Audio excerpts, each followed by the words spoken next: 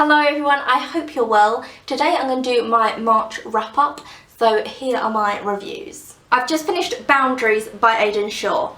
Whew, let me get into this review. This is one of the weirdest books I've ever read. Here's the cover design, I really like it. It's a man, he's got all stuff written on him. I probably can't read out what he's got written on him, to be honest. So yeah, there's the book. Aidan Shaw, I'm going to tell you a little bit about him because he's had a really interesting life. He's the author of this book. He wrote another book before this that was successful, but before that he's been like a photographer, a model, an actor, but he couldn't make enough money doing that stuff, so he became a prostitute, and then he became a hardcore porn star and became really successful in that field, and then went back to like art-based things, which is what he wanted to do, and has written books. So he's lived a life. This book isn't about Aidan Shaw's life, but some things that Aidan Shaw has gone through in his life are in the book. So the plot of this, you got a woman called Flora and you got a man called David. David is a male model, he's very beautiful, and Flora is very plain Jane. They're in love, they're together. Everything's fine, they're very kind of bohemian and cool. Then enters Joe. Joe is a director of commercials and different stuff, and David is modelling in one of them. So Joe is gay and he asks David out, and David's like, no thank you, but they form a friendship. And then the three of them form this really weird friendship where they all have kind of sexual fantasies about each other, and you know Joe wants to be with David and David's straight, but then he doesn't know, and then Flora's all confused about how she feels and everything.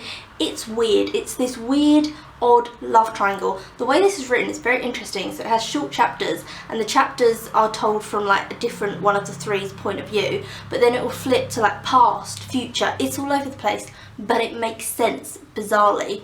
And one of them will tell a story, and then the other one will tell it from like their point of view. That's something I really loved in it, and how the twists were revealed within that.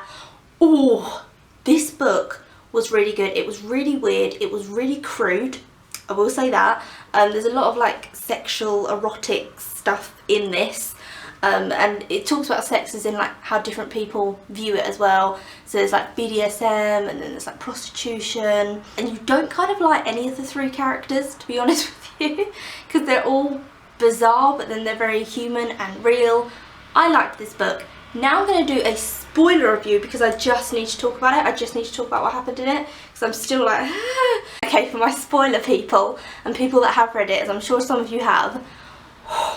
So the main thing of the story is, in it David starts getting these suspicious packages from someone, and then you have Joe who's comforting him and Flora's comforting him.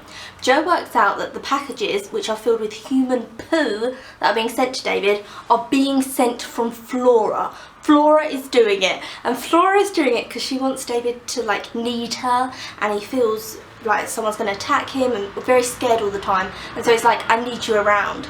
Sorry, I'm trying to talk about like human poo. So that whole thing was really weird. So Flora then says Joe has been sending the poo, and then the two of them go away and leave Joe, who Joe is the gay character. They kind of just like abandon him because they think David thinks that he did it. The one thing I didn't like in the book is there's a book in a book. So when a character's reading a book and that is printed in it, I didn't like that because Joe writes a book and David reads the book in the book. Ugh, I'm not a fan of that thing. That's a pet peeve. Oh, the end was super weird. Like David's relationship with who he was with in the end was really weird. It deals with like HIV, like everything you could think of is kind of in this book and in these people's lives. Oh, I absolutely loved it. I adored it. I adored the end. I thought it was so emotional. I gasped out loud at moments. But this is not going to be for everyone because of the subject matters and because it's so crude and so detailed in certain bits. But like, whoa. I've just finished Miss Marvel Comic 6. I've read 1 to 5 because I got volume 1 and that's when there, but now I am collecting these individually. This one I really enjoyed. Basically, if you don't know anything about the comic, it's about a young girl she's a young Muslim girl, and she's been given these superpowers and she doesn't know what she's doing, and she's just a normal girl, and that's what I like about it. She's not all like justice and I'm perfect and everything will prevail. She's like nerdy and makes mistakes and clumsy, and I love everything to do with that. I love the art style. It's really difficult to explain, but it is almost like watercolour-esque. if I show you. I also love how the inside of the mosque is drawn, and there's always a scene with her in a mosque in the volumes talking to someone in the mosque or something to do with being Muslim. They're not just like putting that in as like a selling point. Oh, Marvel's first Muslim like headlining superhero, will like put that in to sell. They actually do reference it throughout. They also, you can learn about cultures because they have a little asterisk and then they'll tell you in a little yellow box what that means, and it's normally like a Muslim term for something that's like in the Quran and just a translation of a word normally. I'll show you the mosque. It's just really beautifully drawn. I really enjoyed this. I can't wait to carry on with the series. I hope I'm going to carry on loving it. I'm going to give you a little bit of a spoiler now. It's not a major spoiler, but I'm going to, so if you don't want to be spoiled, click along.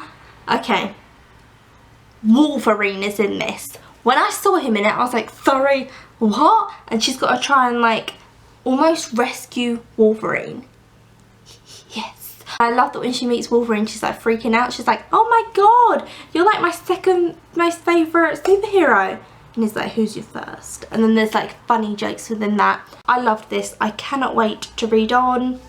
Love. So as you just saw, I read 2 things in March, 1 comic and 1 novel, which I don't think is too bad because I was going through a bad time in March. It was a very bad month for me, and when I feel like something's going wrong in my life, I can't read. Reading is not an escape. All I can think about is that thing and how I can fix it or what I can do to control the situation, and then afterwards I go on some kind of reading binge, and I'm currently through 4 books. I'm halfway through. I've nearly finished 1 of them. This is actually, I think, the only wrap up where I enjoyed everything I read, and I only read 2 things, but every other wrap up there's been 1 book that I'm like, no, I hate this is hideous. Tell me your thoughts and feelings down below, and I will see you next time for another video. If you like my leggings, they're my new obsession. I'm really not sure whether I like this top or not. Tell me your feelings on it. I feel like it's really comfortable and it's kind of in, but it just doesn't really go with my body type, and I feel like I look a little bit like a seal. Ow, ow! Oh.